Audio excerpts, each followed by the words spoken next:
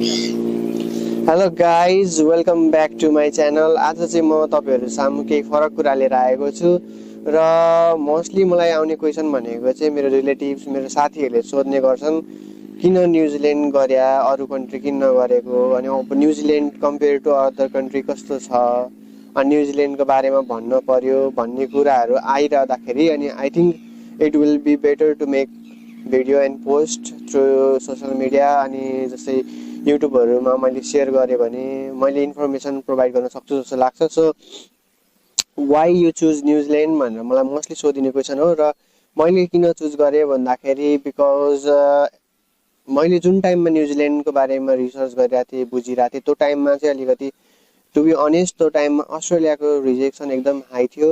अनि त्यो भइसकेपछि मलाई चाहिँ अलिकति similar like to Australia, New Zealand is better भन्ने थाहा पाएपछि मैले अस्ट्रेलिया छोडेर मैले न्युजिल्यान्डको बारेमा स्टडी गरेको थिएँ। अनि न्युजिल्यान्डको बारेमा रिसर्चहरू गरेँ।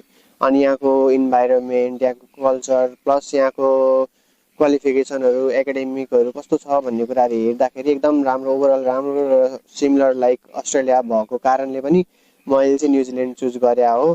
सो ओभरअल यहाँनिर चाहिँ मलाई न्युजिल्यान्ड आइकनदेखि अब around it's been more than 2 years। So एकदम राम्रो छ। जे होस् अहिलेसम्म चाहिँ मजाले नै गइरहेको छ, स्मुथली लाइफ राम्ररी चलिरहेको। सो न्युजिल्यान्ड चुज गर्नुको कारण भनेको मेन भनेको चाहिँ यहाँको अब रिसर्च गर्दै गइसकेपछि मलाई सिमिलर लाइक टु अस्ट्रेलिया लागेर नै हो एक त। अनि त्यस पछाडि भनेको मलाई सोधिने भनेको कुन ठाउँमा हो न्युजिल्यान्डको पनि, अनि त्यस पछाडि कुन कलेज भनेर सोधिराख्नु भएको हुन्छ मलाई है। त्यो भएकोले अब के हो भनेदेखि मैले चाहिँ न्युजिल्यान्डको नर्थ आइसल्यान्डमा पर्ने रोटोरुवा हो म बसेको ठाउँ चाहिँ। अनि Rotorua is one of the most famous place for the Maori people. अनि यहाँनिर चाहिँ यहाँको लोकल्सहरू एकदम बेसी मान्छेहरू छन्। त्यो भएकोले अनि रोटोरुवामा चाहिँ एउटै मात्र कलेज छ। अनि सो कलेजको नाम हो Toi Ohomai. So lots of students from Nepal यो इयर पनि आउनु भएको। नयाँ नयाँ स्टुडेन्टहरूलाई मैले 20-22 जनाहरू टोटलमा देखेको थिएँ। एकदम एक्साइटेड, एकदम हुन्छ नि, इनर्जेटिक हुनुहुन्थ्यो सबैजना। सो रोटोरुवामा चाहिँ एउटै कलेज भएकोले विच कलेज भन्दाखेरि चाहिँ तोयोमाई नै हो, ओन्ली वान। सो यहाँनिर रोटोरुवामा चाहिँ अब अलिकति फेमस भनेको बिकज अफ यहाँको लोकल पिपुल्स, किनकि सिटी अफ मौरी पनि भनिन्छ यहाँनिर।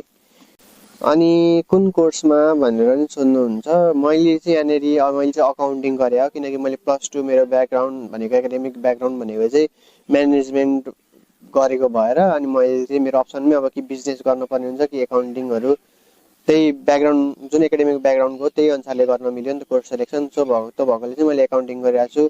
Overall accounting is good here. अब हामीले नेपालमा चाहिँ जस्तै पेन एन्ड पेपरले गर्छ नि, यहाँनिर चाहिँ excel and each and everything चाहिँ अब हामीले अलिकति छुट्टै तरिकाले हुन्छ। सो अहिलेसम्म त इट्स एकदम राम्रो छ। अनि त्यस पछाडि मलाई यहाँनिर आइकनको मेरो बिगेस्ट च्यालेन्जेस भनेको चाहिँ अब कहिले पनि त्यसरी अब एक्लै बाहिर नगएको, गए पनि त्यस्तो अब धेरै टाढा नगएको। त्यो भएकोले अब नेपालबाट बाहिर आइसकेपछि अभियसली बिगेस्ट च्यालेन्ज भनेको त यहाँनिर अब कसरी थाहा पाउने नयाँ कुरा, यहाँ नयाँ ठाउँको बारेमा सबै कुराहरू नयाँ नयाँ हुन्छ। सो सुरुमा आउँदाखेरि मलाई बिगेस्ट च्यालेन्ज मलाई मेरो लाइफमा लागेको भनेको चाहिँ अब रुमहरूमा बस्दै गयो। अनि त्यस पछाडि रुम पार्टनर आइसकेपछि कस्तो पर्छ के पर्छ, अब सेयरिङमा बसिसकेपछि भन्ने कुरा हुन्छ। त्यस पछाडि भनेको अब यहाँनिर ट्रान्सपोर्टमा अलिकति प्रब्लम आएको थियो, म्यापहरू चलाउन ओर्न पनि अलिकति प्रब्लम भएको थियो। अल्दो किनकि नेपालमा अब चलाइराखे पनि यहाँनिर आएपछि पनि अलिकति डिफिकल्ट चाहिँ हुने रहेछ। सो होप अब अपकमिङ जो आउनुहुन्छ उहाँहरूले चाहिँ त्यस्तै कुराहरूमा फोकस गर्नु पर्यो। र अब आजको लागि चाहिँ मैले यो सानो छोटो भिडियो बनाएको छु। सो यो भिडियो तपाईँहरूले मन पराइदिनुहुन्छ, लाइक सेयर गरिदिनुहुन्छ। अनि if you want more video then just leave comment in which topic you want. अब तपाईँहरूलाई के को बारेमा बुझ्न मन छ, मैले आफूले जानेको कुराहरू तपाईँहरूसँग सेयर गर्न सक्छु। सो अब बिस्तारै बिस्तारै म यसरी नै 2-4वटा गर्दै भिडियोहरू हाल्ने गर्छु। त्यसमा चाहिँ इन्क्लुडेड म न्युजिल्यान्डको लाइफस्टाइल, लिभिङ कस्ट, अनि कस्तो कोर्समा आउने, कस्तो कोर्समा नआउने, कुन कोर्समा कस्तो कोर्समा पिआर हुनसक्छ, कुनमा हुन सक्दैन भन्ने कुरा सबै कुराहरूलाई चाहिँ म अब मैले जानेसम्म, मेरो रिसर्चले भ्याएसम्म मैले थाहा पाएको कुराहरू भन्ने छु। So hope you guys stay